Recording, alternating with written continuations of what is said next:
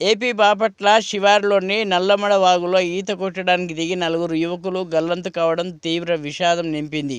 గల్లంతైన ఇద్దరి మృతదేహాలను పోలీసులు వెలికి తీశారు. గల్లంతైన మరో ఇద్దరి కోసం గాలింపు చర్యలు కొనసాగుతున్నాయి. వాగులో స్నానం చేసేందుకు దిగి నలుగురు యువకులు కొట్టుకుపోయారు. సునీల్, సన్నీ మృతదేహాలను పోలీసులు గుర్తించారు. గిరి, నందు కోసం గాలింపు చర్యలు కొనసాగుతున్నాయి. హైదరాబాద్ నుంచి యువకులు సూర్యలంక బీచ్కు వచ్చినట్లు తెలిసింది.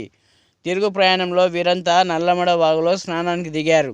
అయితే తొలుత వరద ప్రవాహానికి ఒకరు కొట్టుకొని పోగా అతన్ని సేవ్ చేసే క్రమంలో ముగ్గురు గల్లంతైనట్లు ప్రత్యక్ష సాక్షులు తెలిపారు.